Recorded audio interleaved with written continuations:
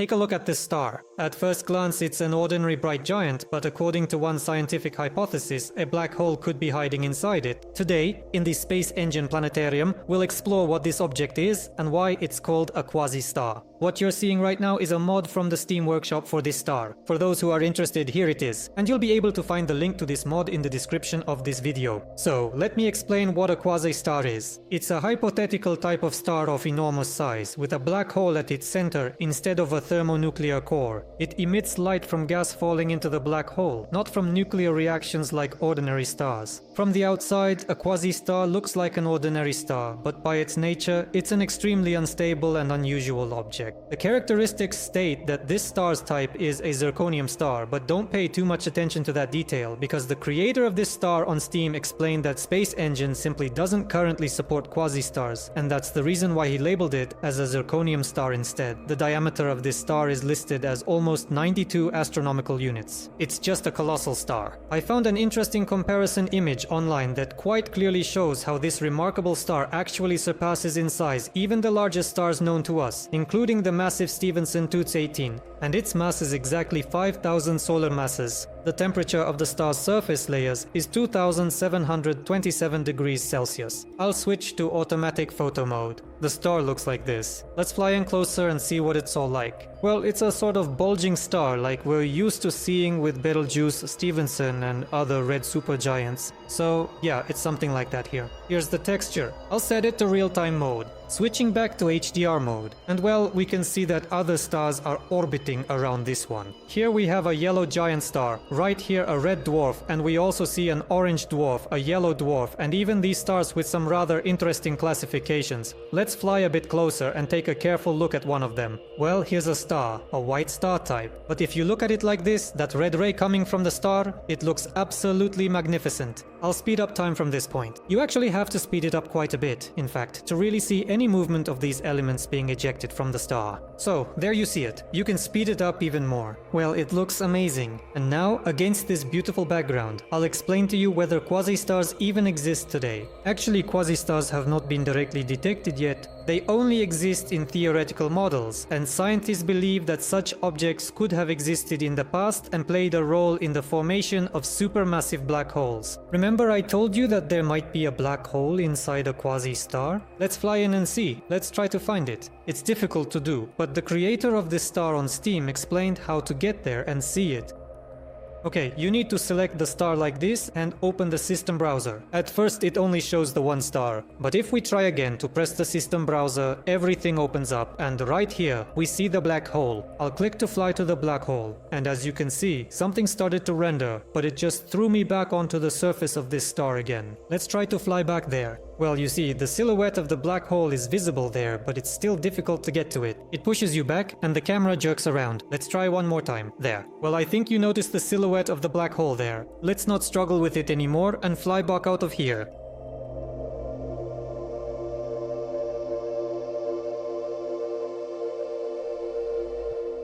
There in the distance, we can see the Andromeda galaxy in all its glory. So I've turned on the automatic photo mode and moved away from the star. And just look at how beautiful it is, how it shines. It's truly very beautiful. I'll return closer to the star and switch to HDR mode. And now I want to find the nearest planetary system to this star and see the view of the star from the surface of some planet. Here you go, the nearest system. It even has one planet with life. Wow. Well, let me select it, and in short, let's fly to that planet and see what's there. We see a red dwarf star and another red dwarf, and there are many planets around them. Let's immediately see what kind of planet with life is here. And here we have a planet around a gas giant. Here's a moon like this. Here we see there's nothing on the surface, but life here exists only under the ice. Now I need to find where that quasi-star is located. Here's a yellow object. What is it? No, it's the red dwarf from this system. Ah, here's where this quasi-star actually is. By the way, I didn't tell you, this star is named Primordia. The mod's author decided to name it that. It shows a distance of 7.15 light years. And I need to find the planet that is currently closest to it. Okay, this gas giant. Where is it now? Oh, by the way, yes, it's over there. Let's fly to it. This is what it looks like. It has a thin ring system, if you can see it. If we switch to automatic photo mode, the planet is so far away that it's not illuminated at all. So I'm switching back to HDR, at least you can see something really. And so here we have the Quasi-star and here we see the moons. There's no point in landing on the gas giant. So I'll look for one of its moons. By the way, its moons aren't small. We see one that's even 7,000 kilometers in diameter and another 5.5. Well, this is the largest one. Let's fly to it. This is what it looks like. Well, here we have a thin nitrogen atmosphere. Minus 211 degrees Celsius, it's very cold. Just for fun, let's see what the surface of this moon is like. Here on the surface we have this kind of desert landscape. We can see a thin blue atmosphere. And here's the view of the gas giant. And now I'll move to the dark side and we'll see what kind of view we get of the Quasi-star.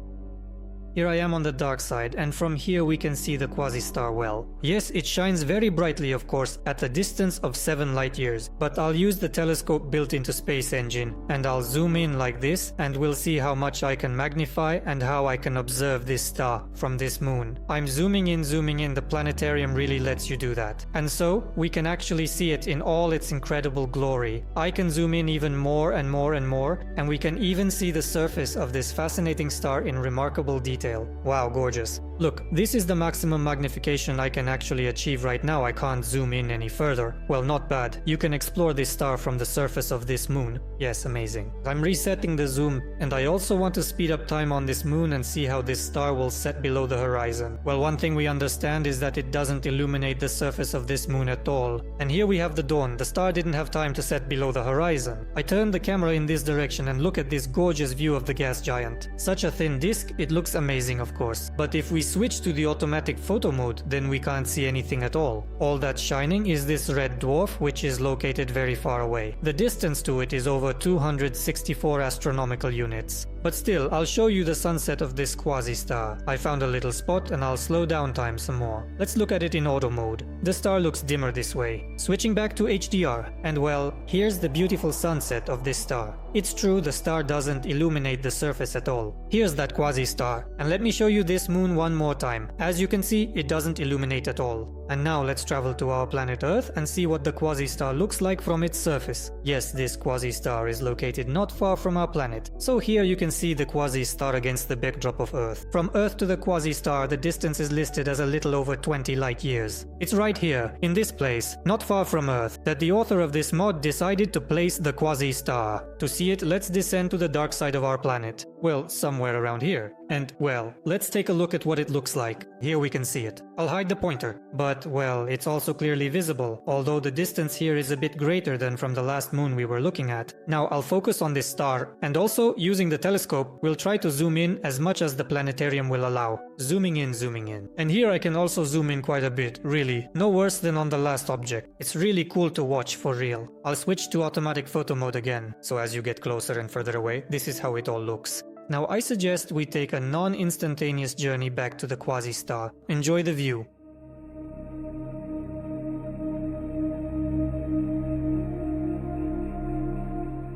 The glow wasn't processed perfectly during the flight, but that's alright. It's a mod after all, so let's not judge it too harshly. And I also want to speed up time and finally enjoy this star, this unusual sight. A quasi-star is an object that we can't see yet, but which helps us understand how the universe is structured. Perhaps such stars no longer exist, but it is they that could have been the beginning of the most massive black holes. But for now, we can only see them here and in theory. If you liked the video, please give it a like and write a comment. Thank you very much.